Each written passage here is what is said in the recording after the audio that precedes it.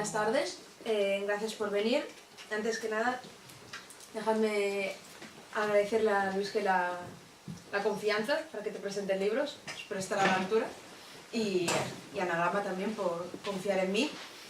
La presentación de El Mundo Feliz. Más que nada, cuando estaba preparando la presentación pensaba que en la historia de la literatura hay muchos inicios míticos, ¿no? Que todo el mundo recordamos. Y creo que el inicio de tu libro va a ser uno de esos en el futuro, porque, claro, uno abre el libro, la primera vez que me llevo a casa, abrí el libro y digo, la vida es en su esencia un sumidero de mierda. Claro, una cosa así no se te olvida, pues ya está.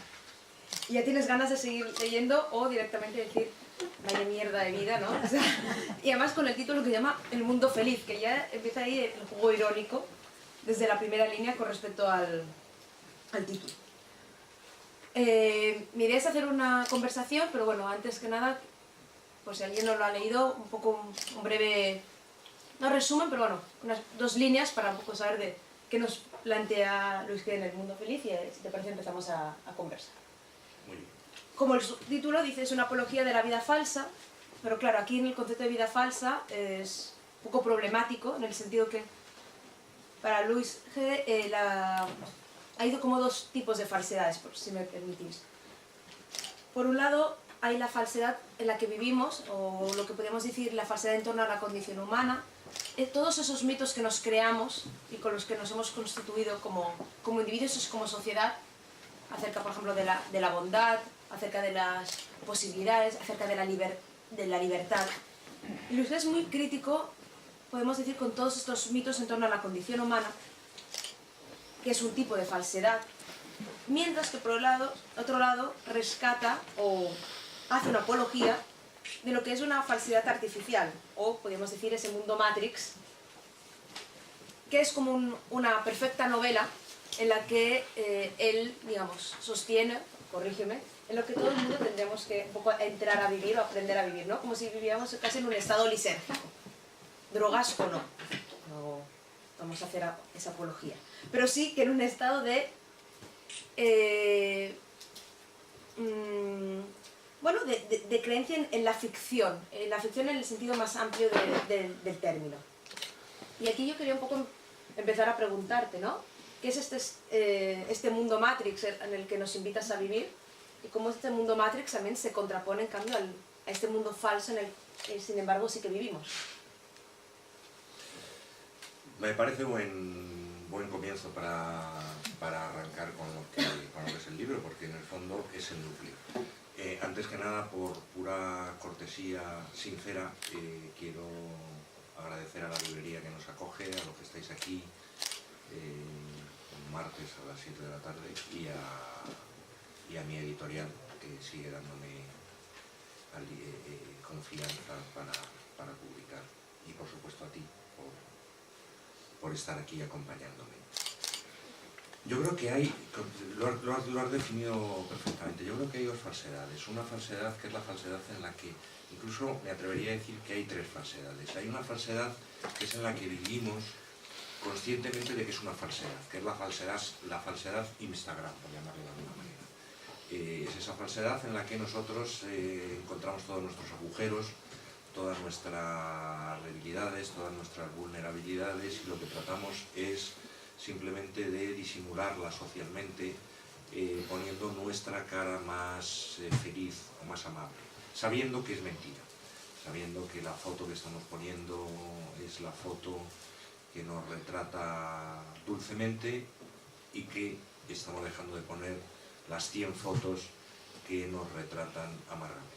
Esa es la más elemental de las falsedades, en la que, según algunos, yo tampoco estoy seguro de que sea del todo cierto, pero es posible que lo sea, según algunos es uno de los grandes males de esta época, de redes sociales y de virtualización de internet de lo que somos. La segunda falsedad es una falsedad histórica, que forma parte de la condición humana, que es un poco el arranque del por qué yo escribo El Mundo Feliz, y que tiene que ver con todos esos mitos, como tú decías, sobre el ser humano que dicen que somos nobles, que somos generosos, que podemos ser nobles, podemos ser generosos y que hay una serie de actitudes que nos convierten en personas con valor. Y sobre todo que dice que la vida es una mezcla, sin duda y sin posibilidad de separación, entre dolor y alegría. Que dice, cuando sufres, que está bien sufrir porque eso te hace fuerte, porque eso te endurece, porque eso forma parte de lo que tú eres, de la propia condición humana. Y que dice, de alguna manera, que todas las virtudes que tú tienes o todas las alegrías que tú tienes lo son en comparación con los dolores que tienes. Es decir, que si no sufres, si no pasas por un determinado valle de lágrimas, no puedes tampoco gozar.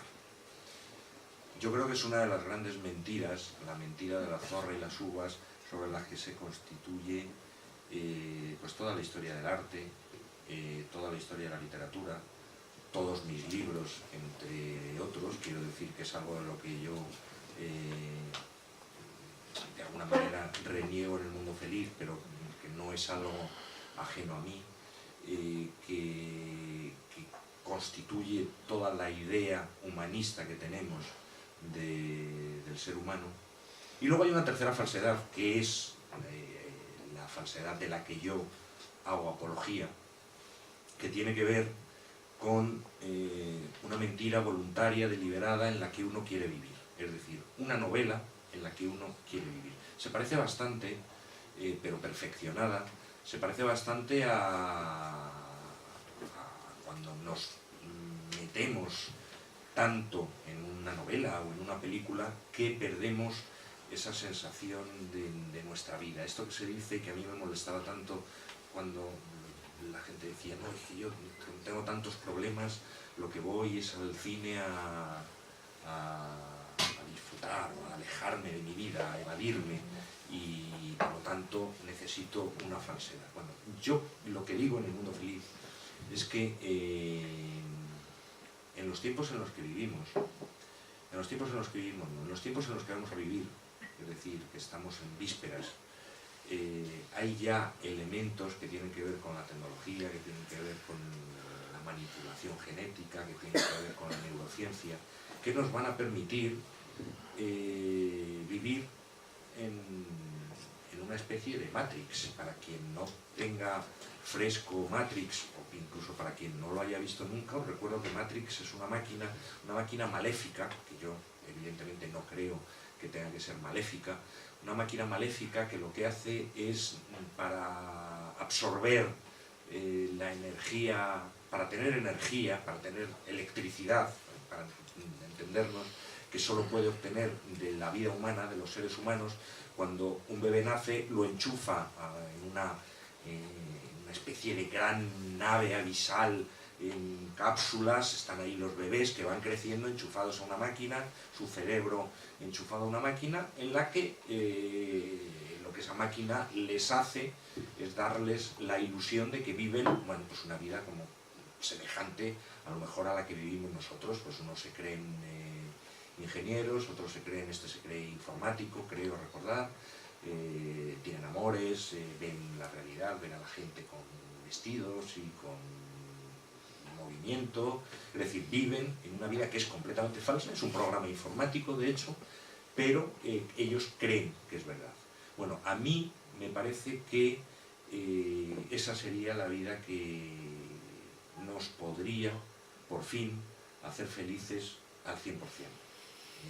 No como la vida de Matrix. Ahí hay un requiebro que a mí me encanta en la película, maravilloso, en el que dice que Matrix hizo un primer intento de construir unos mundos absolutamente felices, todos los seres humanos eran felices, pero dice que como el hombre no está preparado para ser completamente feliz, tuvieron que cambiar el programa para que hubiera problemas y para que hubiera las dificultades imprescindibles para que pudiera ser verosímil. Yo creo que estamos o está al alcance, y como además esto va a ser después de que yo me muera, nadie me lo va a poder discutir, con lo cual de momento estamos en completa libertad imaginativa, pero vamos, no es algo que yo me haya inventado, como sabéis, y no es algo que están diciendo ingenieros y desarrolladores y neurocientíficos y científicos y tecnólogos. Estamos en vísperas de que eso sea posible, es decir, de que nuestro cerebro pueda ser manipulado lo suficiente como para que podamos eliminar, lo voy a decir muy eugenésicamente, para que podamos eliminar el sufrimiento y mantener la felicidad. Y eso que a tanta gente le parece horrible, a mí me parece bien. Bueno, a mí aún no sé si me parece tan horrible o me parece bien, porque me da, la expresión me acojona un poco, el hecho de que alguien pueda manipular mi cerebro. Pero claro, a lo mejor la pregunta que habría que hacerse es, claro, depende cómo llegamos, cómo se va a manipular. Es decir, la técnica no deja de ser una herramienta al servicio del hombre. Pero parece que hay problemas con la conexión. Pues entonces estamos ahí todavía, que nos falta un paso. Era como la voz de Matrix. Sí, Acaba de llegar el...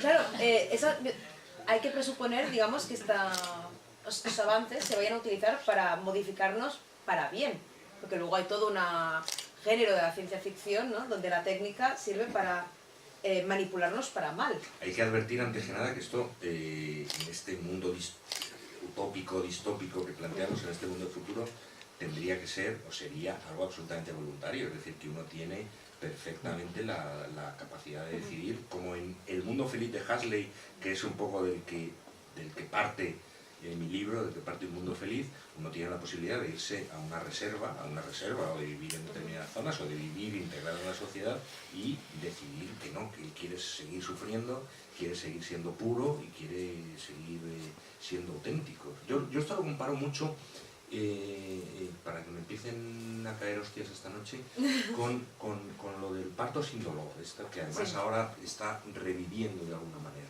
Esta idea de que si pares con dolor es cuando es auténtico. No me sé muy bien todas las teorías. Sí, pero es más, yo ahora que, digamos, estoy un poco informada del tema, teóricamente, por razones obvias, teóricamente el parto sin dolor es más cercano al parto natural, donde no hay alteraciones donde la medicina no tendría que entrar, donde pues también el parto en casa, ¿no?, donde bueno, pues no hay artificios, estás más cerca de la naturaleza. Todo ese tipo de cosas que a mí en el fondo me parecen una vuelta al neoruralismo y al romanticismo en el peor sentido, y que además acaban tocándose con la historia de las vacunas, con la historia con muchas cosas que son, a mí me parece, preilustradas y sobre todo que me dan mucha pereza. Pero allá cada uno. Es decir, que yo evidentemente lo que no voy a propugnar nunca es ningún mundo en el que ese tipo de cosas sean obligatorias.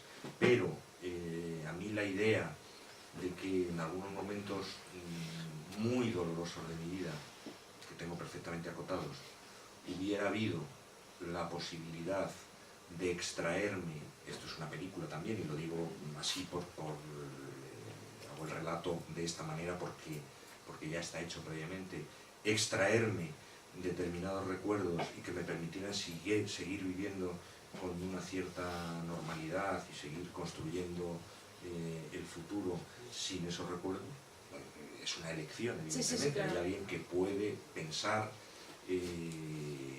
como Pedro Salinas, al que yo, insisto que yo no soy ajeno a todo ello, al que yo he citado muchas veces, no te vaya el dolor, última forma de amar. Bueno, yo creo que ya he llegado a una edad en la que vete dolor, seas la última forma o la primera de lo que sea. Esos planteamientos en el libro lo realizas, o hay un punto importante en el libro en que te apoyas de una frase de Ana Frank, ¿no? Donde habla de que no se terminarán las guerras, no solo cuando todo el mundo haya sabido, haya sufrido lo que es una guerra, sino hasta que no haya una metamorfosis. Y se habla de una metamorfosis radical que destruya todo aquello que se ha construido hasta ahora, ¿no?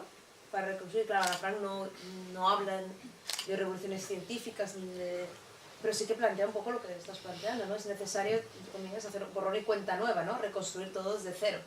Ana Frank era muy lista, es sorprendente con la edad que tenía y al final el diario de Ana Frank, que sigue todavía teniendo el marchamo del libro juvenil muchas veces, es un libro lleno de inteligencia sobre el comportamiento humano. Y en el fondo lo que Ana Frank decía es algo que todavía nos resistimos a decir en nuestras sociedades, a decir en voz alta, en el mundo de la política, en el mundo de la sociedad, en el mundo de la pura opinión general, que es que no solo la vida es una mierda, o la vida es una mierda porque el género humano es una mierda, es una absoluta porquería. Seguimos enalteciendo toda una serie de cosas que están sostenidas sobre la falsedad. Seguimos diciendo que al final, lo decimos cada día, o sea, ayer, hoy, lo diremos mañana, que al final todas las catástrofes ocurren porque los líderes son unos gilipollas y porque son unos ineptos y porque tienen ambiciones y porque buscan, no sé qué buscan. Y lo que Ana Frank dice, y a mí me gusta repetir mucho, con otras palabras, es que los líderes, en cualquier sentido, por supuesto los políticos, que es de los que más hablamos a la cabeza, pero los líderes no han venido nunca en platillos volantes y han colonizado la Tierra. Es decir, los líderes de todo salen de las sociedades en las que vivimos y son ni más ni menos las manifestaciones de lo que vivimos. Las guerras, decía Ana Frank, no es que las hayan creado 4 locos, la Segunda Guerra Mundial, que es de la que estaba hablando, no es que las hayan creado 4 locos, Hitler y 3 más macarras que se ponen a ello, sino que hay un hervor popular que sustenta eso. Y estamos en 2019 y me temo que nos basta con poner la televisión o con abrir Twitter, mejor Twitter que la televisión incluso, para demostrar que eso es verdad. Eso es verdad. A mí siempre me encanta esta opinión de mucha gente, seguramente de mí mismo incluido, bueno, de mí mismo concretamente esto no, porque es algo que no he dicho nunca, pero esta opinión de la gente que suele hablar de la política en términos de falta de diálogo con insultos. Hijos de puta, ¿por qué no dialogáis de una puta vez? Este modelo es paradigmático este país. No, pero es que ni siquiera creo que sea este país. Es en general. Sí, yo creo que eso tiene que ver, vamos, ahora mismo sería muy difícil elegir un país al que exiliarse, o sea que, sí, que en ese sentido no creo que España sea, por fortuna, una excepción de nada. Vete a Estados Unidos, vete a toda Europa, en el fondo, o sea, está creciendo otra vez, no sé si está creciendo o está revelándose otra vez lo peor de lo que tenemos y no es porque esté instigado por nada, es porque forma parte de cómo somos. Pues y eso, perdona, que siempre vemos ese cómo somos, lo vemos en el otro, o sea, siempre son los otros, ¿no? Sí, sí, claro. Siempre son los otros los que votan determinadas... El infierno son nosotros. Nunca, no hay nunca una asunción, yo creo que también una de las expresiones del libro es la asunción de responsabilidad, ¿no? Siempre es el otro. Sí. Si sube la derecha es culpa del otro, ¿no? Si en Estados Unidos está Trump es culpa del otro. Nunca hay una reflexión de nosotros mismos como sociedad y de nuestra propia responsabilidad individual. Sin duda, ahí lo que de alguna manera, pues, le dedico un capítulo en El Mundo Feliz, lo que a mí me inquieta es cómo somos capaces, y aquí ya sí que creo que desaparecen las diferencias, somos todos iguales, o casi iguales, cómo desaparecen la capacidad de analizar en nosotros mismos lo que estamos propugnando para el mundo. O al revés, cómo aquello que en nuestra cabeza, en nuestra forma de entender las sociedades, de entender cómo deberíamos convivir, cómo deberíamos socializar, somos absolutamente incapaces de reconocer su imposibilidad simplemente mirándonos al espejo. Esa, en todos los ámbitos, yo es algo además en lo que en el mundo concreto de la literatura, con amigos y con colegas, suelo hablar mucho y suelo reñir mucho, que es esa idea de que en nuestra vida nos comportamos siempre mezquinamente y hacemos como el cura, es una imagen que me gusta usar y que uso en El Mundo Feliz, como el cura que se folla al niño y luego sube al púlpito a predicar no ya contra la pederastia y la homosexualidad, sino incluso contra el sexo fuera del matrimonio. Y lo único en el mejor de los casos, a lo que llega, es a pensar que él es débil. Es decir, que no debería ser como es, pero que el demonio le ha poseído y que él es débil. En vez de pensar, que es lo que yo creo que hay que pensar, que, perdonad que lo diga una vez más con esas palabras, que somos una mierda y que hay que saber hasta dónde somos capaces de llegar. No digo que todos queramos follarnos a adolescentes, o bueno, incluso eso a lo mejor también lo podría creer, pero no todos somos iguales en los comportamientos, pero sí todos tenemos un límite de desarrollo social que suele incumplir el mundo al que aspiramos. Y eso ocurre mucho, aterrizando ya completamente en la política, eso ocurre mucho en la izquierda, y es uno de los grandes problemas de la izquierda. Es decir, la izquierda, y ha ocurrido en los últimos años, la izquierda pone siempre tan alto los listones de pureza que no se corresponden con el ser humano, con lo cual... Ni se corresponde con ellos mismos. Véase la casa. Porque son seres humanos. Claro, o sea, no se corresponde con ellos mismos. Entonces, ¿eso a dónde nos suele conducir? Primero a la frustración y a la desilusión, y segundo, inmediatamente al descreimiento de todo, y por lo tanto al lado contrario de donde se quiere llevar. Eso me parecía, tal vez digamos, Ana Frank, porque no quiero entrar, no quiero caer en el tópico, ¿no?, de la mirada inocente del niño, pero sí que llama la atención la lucidez, que tú también apuntabas, ¿no? Y repito, no es que no me quiero mucho la idea del tópico del niño inocente, el niño que ve que no está, digamos, contaminado y por lo tanto ve ciertas cosas que los adultos ya no ven por esa contaminación, pero sí que es verdad que llama la atención, ¿no?, esa capacidad de describir el ser humano sí, siendo una niña.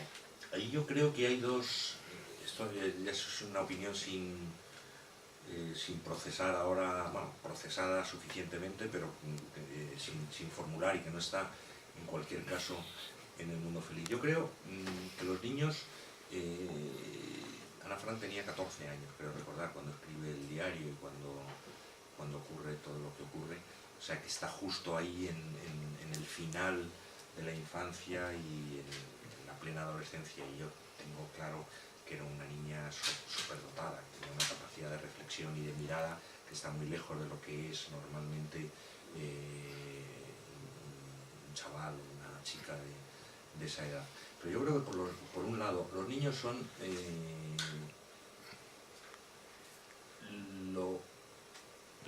lo peor sin depurar. En esto soy absolutamente freudiano, y creo que también en El Mundo Feliz, en algún momento se dice, no es esto que también solemos repetir, qué majos los niños, y luego los vamos empeorando. No, es al revés. Los niños son unos hijos de puta todos, unos egoístas, unos macarras, unos violentos.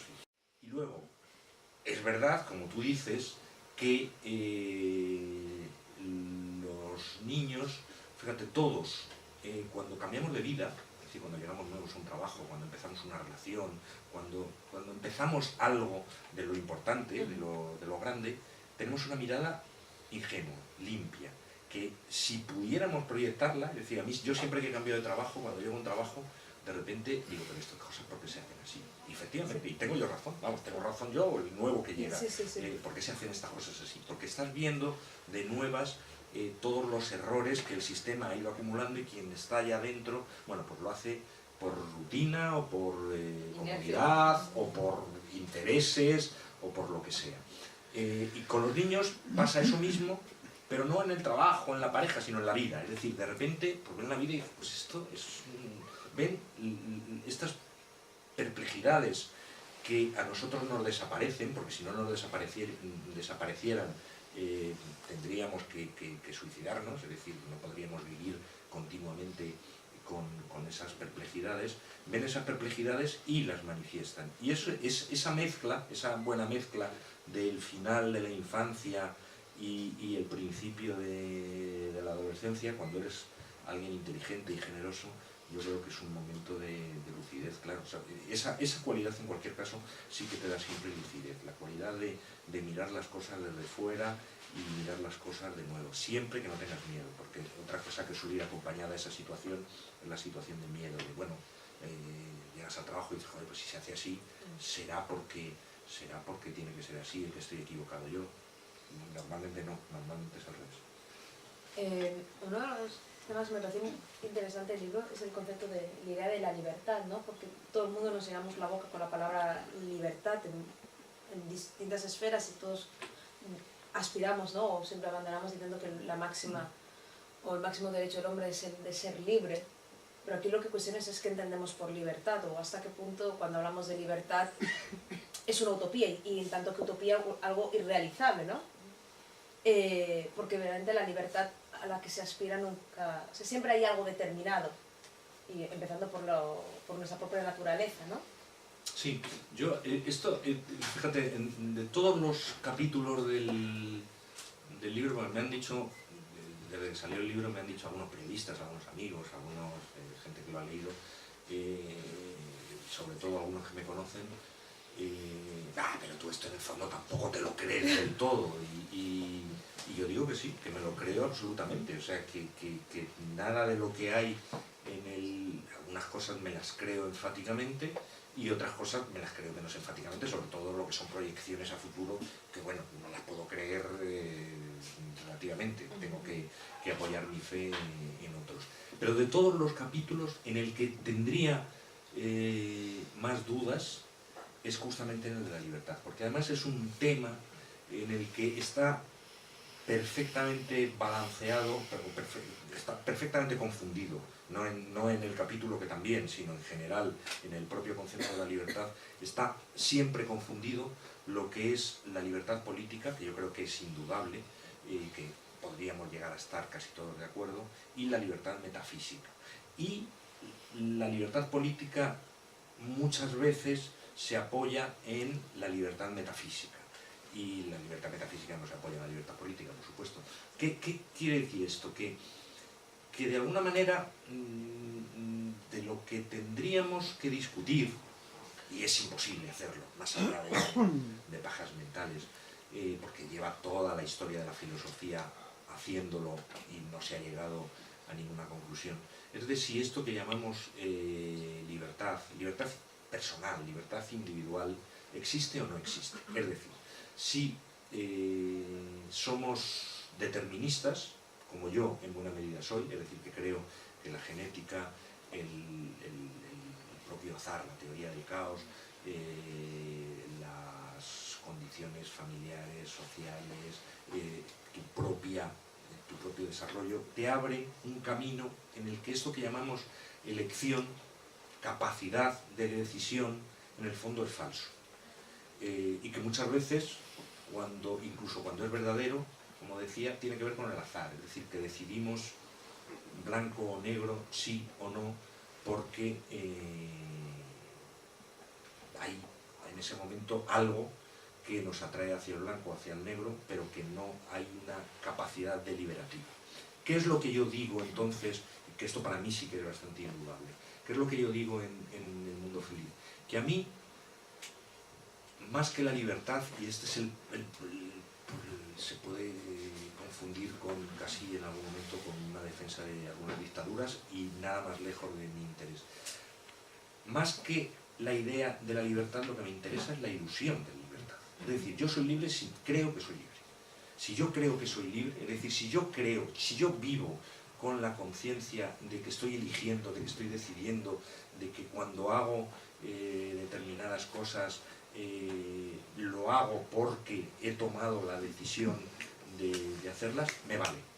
Y eso es lo que, a mi modo de ver, hace que unos sistemas políticos sean más válidos, más adaptables, no digo mejores, más adaptables a lo que es la condición humana que otros, sin duda. ¿Por qué? Bueno, pues porque te permiten pues eso, tener la sensación de que aunque estés manipulado, la famosa publicidad subliminal, todas estas ideas que sobrevuelan la opresión, todas estas ideas de la escuela de Frankfurt, de la filosofía francesa de los años 70, todos somos presos del sistema, del lenguaje invisible, todo este tipo de cosas, bueno, en los años 70 y de muchísimos colegas que lo siguen defendiendo hoy. Yo digo, deme usted por favor todo el lenguaje invisible que quiera. Yo, si es invisible y yo hago determinadas cosas convencido, incluso feliz de hacerlas, a mí me vale. Si yo creo que soy libre, para mí eso es la libertad. Porque no voy a poder llegar nunca con nadie, ni nadie inteligente creo que pudiera llegar nunca a un acuerdo consigo mismo de qué es, hasta dónde llega la capacidad de decisión. Por lo cual, en el fondo, a mí me da igual decidir... ¿Tú con un marxista no te llevarías? No, con un marxista no. Con los marxistas me suelo llevar cada vez peor, sí. Sí, no, lo intuyo. Tú eres más nietzscheano en ese sentido. Sí. Y a lo mejor, incluso, digamos, si damos un poco más primo, más de la rama dionisíaca, en ese sentido. Bueno, pero los marxistas también pueden ser dionisíacos, ¿eh? Bueno, pero yo vuelvo a Nietzsche. Conozco a varios, sí. Pero en ese sentido, y creo que en el libro más lo habíamos comentado, ¿no? Nietzsche está muy presente, aunque no esté citado. Sí, es verdad. Es un gran agujero por el que no esté citado, pero sí, es Nietzsche, es el superhombre, es la creencia de la muerte, no de Dios, que Dios ya murió en la época de Nietzsche, sino de cualquier creencia absoluta de lo que es la especie humana. Yo creo es la base del mundo feliz, y no lo hemos dicho al principio, y si no se comparte esto, pues evidentemente no se compartirá en la totalidad del libro. Yo creo que nos damos una importancia que no tenemos. Creemos que somos pequeños dioses y somos una mierda. Somos agrupaciones de células que tienen conciencia de sí mismos. Nadie ha llegado nunca al final a detectar qué es lo que somos, pero hasta donde sabemos, si no tenemos creencia religiosa, que es otro punto de partida, que si no se comparte, pues evidentemente toda mi teoría se viene abajo. Si no tenemos creencia religiosa, debemos aceptar que somos mucho menos importantes de lo que nos creemos y de lo que la literatura, por ejemplo, dice que somos. Y una vez que tenemos claro que no somos nada importantes, lo único que nos queda es tratar de ser inconscientes y disfrutar lo más posible de las posibilidades que nos da, bueno, pues, lo sensual, digamos, lo dionisíaco, tal como tú lo estabas diciendo ahora, olvidándonos efectivamente de que somos mortales y de que no tiene ningún sentido lo que estamos haciendo. Y en esta, hablas ahora de la falta de importancia del ser humano, pero hay una, al menos para ti, un discurso, de otra manera, ¿por qué ahora un ensayo? Es decir, dentro de esa falta de importancia hay una idea de que a lo mejor el escritor, dentro que no deja de ser uno más dentro del ser humano, pero a través de la escritura puede decir algo que a lo mejor otros no pueden decir. Y no digo porque No. no tengan voz, pero bueno, porque tiene el escritor las posibilidades. Sí, esa es la gran brecha, Ana María. Y ahí tienes razón y no te puedo dar ninguna respuesta. Me dicen, vamos a ver, si somos una mierda, ¿para qué escribes este ensayo? Pues es verdad. Pues es verdad. O sea, pero ¿por qué? Bueno, pues la respuesta es, evidentemente, porque al final yo tampoco me lo creo. O sea, no me creo, porque si me lo creyera, si viviera con esa certidumbre, insisto, saltaría de una ventana. O sea, que sí, yo sigo hurgando en todo lo que tiene que ver con mi existencia y con todo lo que tiene que ver con mis sentimientos, y en el fondo alguna vez me veo teniendo impulsos no religiosos, pero cuasi religiosos. En el libro hablo de algunas cosas que no son ejemplos traídos al azar. O sea, hubo una época en mi vida en que yo pensé, y lo digo con toda la ingenuidad porque yo creo que es la mejor formulación, yo pensé literalmente que era imposible que no hubiera una trascendencia si existía Bach. Y muchas veces por algún camino, casi todos artísticos, porque al final, bueno, yo he estado más religiosamente entregado por un lado al arte y por otro lado al sexo. Entonces han sido las dos únicas conexiones que me han hecho a veces llegar a la creencia efectivamente de que alguna forma de Dios o de trascendencia existía justamente por eso, porque si no, ¿cómo se podía concebir las sonatas para violonchelo si no había ninguna trascendencia?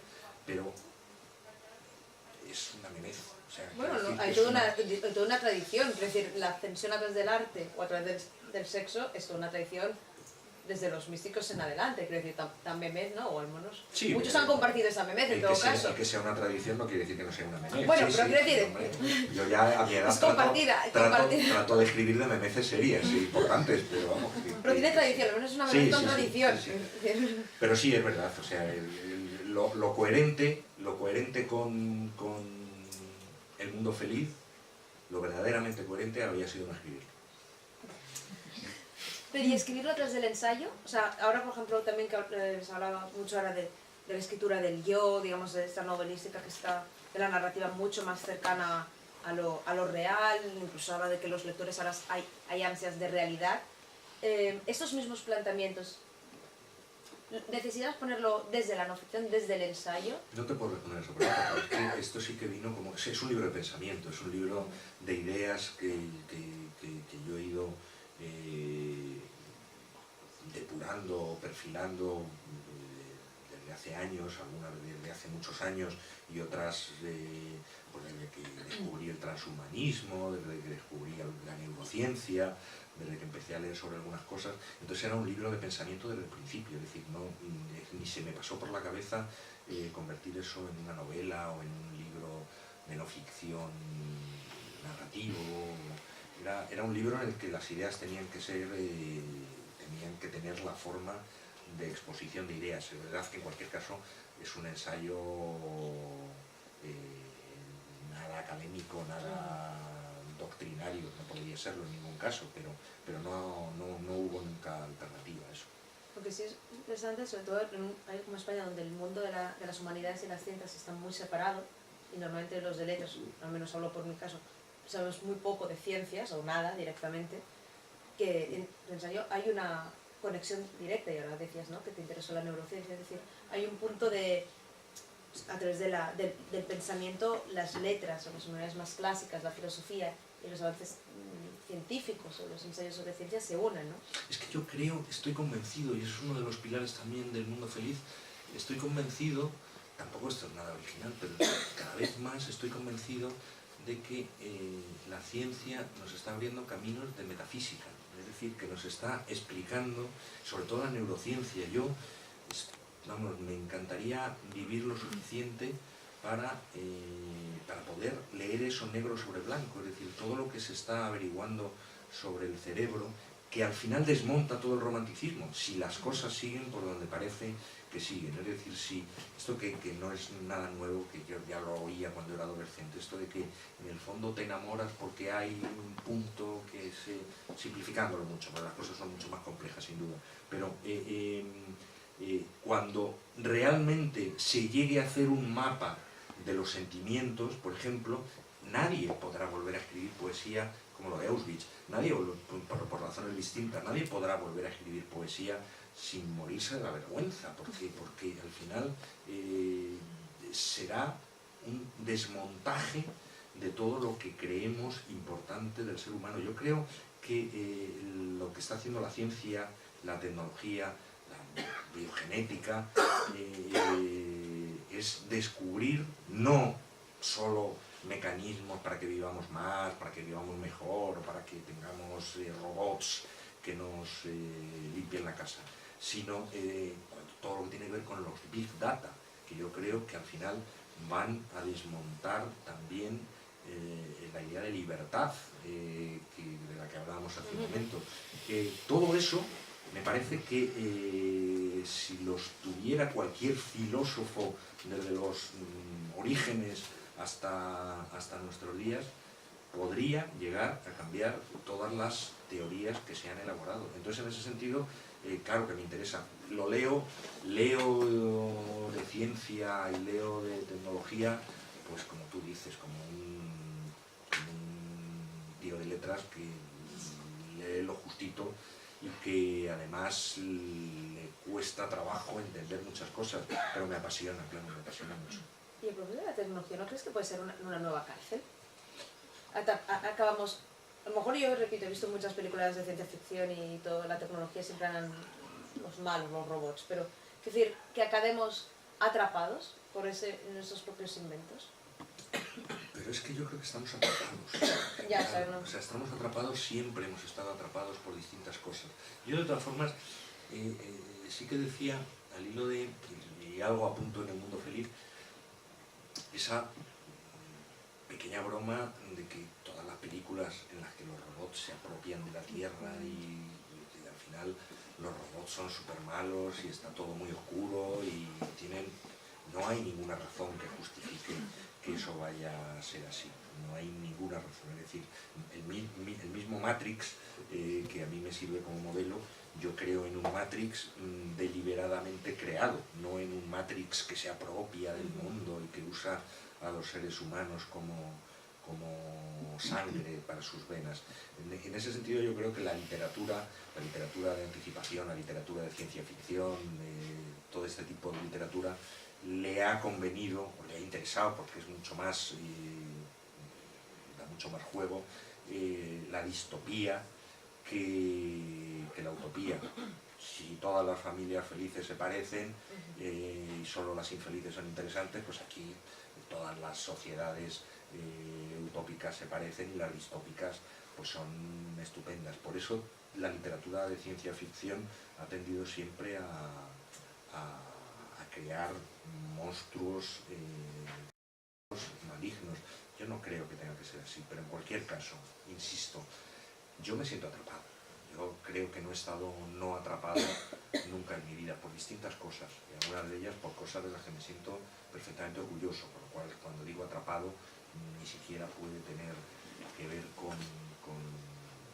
tiene por qué tener una connotación negativa. Pero es verdad que la ciencia ficción, lo comentas, digamos, lo que ha hecho en cierta manera es reforzar aquel mito del ser humano que comentábamos al inicio, ¿no? En el fondo, creo robots malos para al final terminar la historia diciendo que los hombres eran los verdaderos buenos y que, es decir, reforzar el discurso de que justamente tú te distancias del libro. Sí, el humanismo, la humanización, eso siempre va a ser lo bueno, no es verdad. Ahí creo que era Escotado, le cito en el libro, y yo lo creo profundamente, que decía, la historia ha demostrado ya lo que somos. Ya hay poco que demostrar y además lo está volviendo a demostrar una vez más. Está claro, decía Escotado y digo yo, está claro que lo único que pueden hacer las máquinas es mejorarnos. Empeorarnos es imposible que puedan empeorarnos.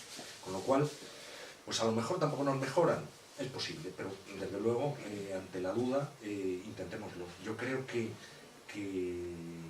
las máquinas, en todos los sentidos, desde luego en el más físico, los implantes nos van a mejorar.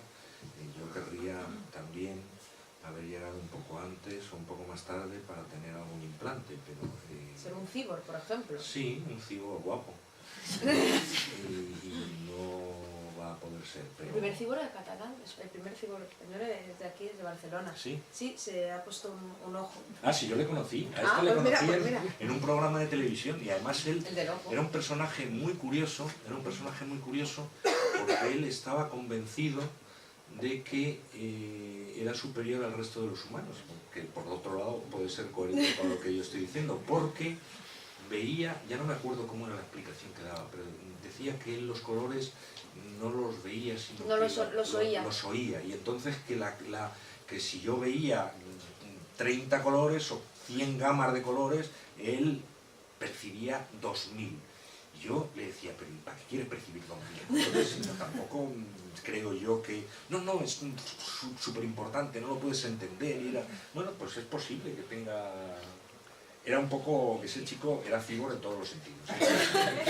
Pero otro día leía que había salido... Un chico había conseguido salir en la foto del DNI con un palillo en la boca. Sí, ese es un cibor también.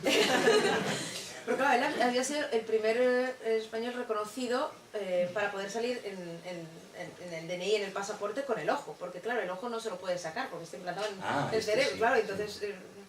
Hombre, me parece, puestos a elegir, me parece mucho más interesante lo del ojo que lo del palillo. Porque pasar a la historia y salir en los periódicos porque te has salido, porque te has colado una foto con un palillo, además con un palillo. Pero está un filón porque ahora él ha creado una clínica y opera. Y va poniendo chips... ¿El del ojo? Sí, el del ojo. Y entonces el otro día leía que había ido una chica a su clínica para ponerle un chip en el pie para escuchar los terremotos, bueno, cualquier movimiento. La mujer... ¿Veis cómo no tenemos arreglo? Bueno, oye, esa es la puerta que tú abres en el libro, ¿eh? O sea, No, hombre, no. Otra cosa es que la técnica se utilice para chorradas, pero... Pero vamos, en cualquier caso me parece bien, si alguien se siente feliz previendo los terremotos con un chip en el pie, pues oye, yo creo que va a ser bastante aburrido, ¿no? Porque, vamos, aburrido y conflictivo, porque si te diviertes es porque tienes un montón de terremotos, lo cual es problemático, y si no, pues te aburres y... Parece que hay muchos. Terremotos de sí. los normalitos. Claro, ¿no? claro, es que no daba cualquier movimiento de la Tierra. Yo lo decía para que era para bailar. Como lo de los colores, ¿no? Que no Exacto. Bueno, no sé ni qué hora he perdido porque como vamos... Pues 8 menos 10, yo creo que ya estamos empezando a aburrir a estos señores. No, yo quería saber si alguien quería hacer alguna pregunta, si alguien tenía alguna duda, si alguien quiere ser cibor en el futuro y quiere darnos su testimonio. Dudas espero de todo el mundo. Pero me dijo eso de que tú quisieras un implante, bueno, de estas cosas me tiene fascinada. ¿Por qué? No sé, pero ¿qué te haría? O sea, ¿qué implante, si se puede preguntar, qué te pondría? Para que Es que no... El ojo lo hemos visto, ¿no? Oír terremotos, ¿no? ¿Qué te gustaría sentir? O sea, No. A ese nivel de sofisticación no he llegado tanto, pero por ejemplo, me gustaría tener otra vez el culo duro, por ejemplo. Pero eso es cirugía estética, No, con todos mis ya respetos. pero cirugía estética avanzada. Yo creo que eso no es exactamente ser un cibor, ¿eh? Eso es que te pongas silicona o algo de estas cosas. No, yo que a mí me apasionaría, fuera de broma, me apasionaría, por ejemplo, es una idea muy banal, pero me apasionaría poder cargar en mi cerebro todos los libros que tengo ganas de leer y no voy a poder leer. Y esto seguro que lo comparto con casi todos ustedes, o sea... Eso es un paso más al ebook. Y es verdad que nos parece en el fondo, yo creo que dices, joder, pues si basta con metértelos aquí y tal, vaya mierda, porque has perdido el placer, y como somos humanos, en el fondo, hasta yo estaría de acuerdo, pero oye, no solo lo habíamos leído igual, sino que a diferencia de lo que ocurre ahora, que yo hay veces que digo, ¿para qué leo? Si dentro de un año no me acuerdo en absoluto de esto, en este caso lo mantendríamos. O sea que eso por ejemplo, aparte de lo del culo, que es más banal, esto sí que me... Sería como tener todo el conocimiento, ¿no?, en la cabeza, en cierta manera. Sí, tener conocimiento, tener acceso, Cuando lees un libro no solamente es conocimiento, es también experiencia, es sensación, sí, hay una serie de cosas. Por acabar con algo frívolo, esto es muy primario, pero es que yo lo vivo como un niño con zapatos nuevos, como un niño en el sentido en el que tú lo decías antes. Estas navidades me han regalado para Reyes un robot Alexa. No sé si ustedes lo tienen ya.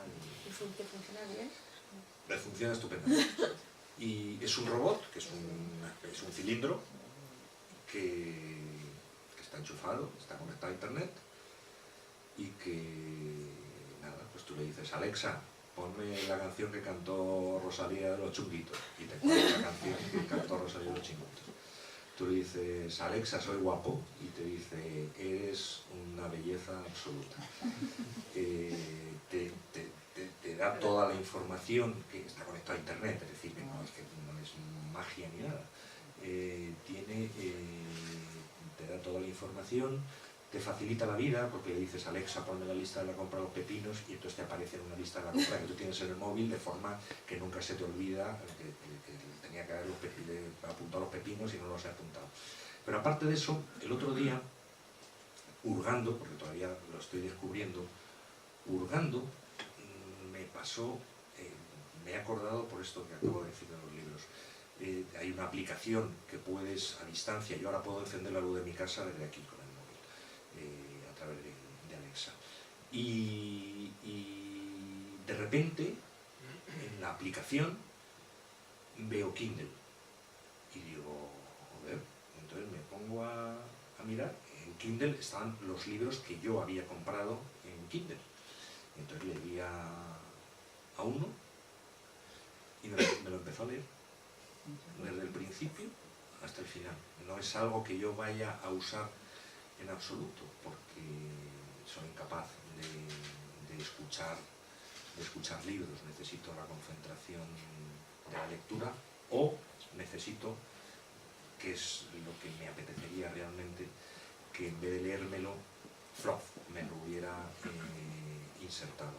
Pero yo creo que todos esto es un juguetito, en el fondo, no deja de ser un juguetito, pero todo este tipo de cosas a mí me parece que nos transforman poco a poco la vida, y que vivimos en un mundo que hace 30 años era esencialmente el mismo, puesto que la vida en su esencia es un sumidero de mierda, un acto ridículo, pero en el que todas las fórmulas de acceso a ese sumidero de mierda han ido cambiando.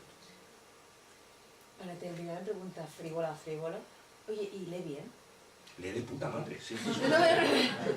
Eso es lo peor. Y luego ya para terminar con una pregunta, con una afirmación conflictiva, y aquí ya preparamos, todos los robots, Alexa incluido, son mujeres, lo cual por otro lado plantea cuestiones de género. Sí, no sé si tomármelo como algo positivo o negativo, o sea, No, que lo dejaremos... Negativo, porque supuestamente, Por eso te lo digo. es algo a analizar, porque yo me acuerdo que en el primer GPS que yo tuve, ya no sé, supongo que sigue siendo así, tenías 5 posibilidades de voces, Miguel latinoamericano, Rosalía tal, leían mucho peor, porque se notaba que eran sintagmas, pero tú podías elegir si querías hombre, mujer, hasta la edad y el color de piel, yo creo. Y aquí no, podían haberlo hecho perfectamente fácil, podían haberte dado a elegir entre Alexa y... Marxista te diría, tradicionalmente las mujeres que venían a trabajar a casa de la burguesía y que se encargaba de hacer la lista de la compra eran mujeres, por lo tanto Alexa pues, no, pero eso es la continuación... No hace falta ser marxista. Bueno, sí. pero ya para darles un espacio, que una también tiene su vena. Pues nada, lo dejamos aquí, si te parece. Sí.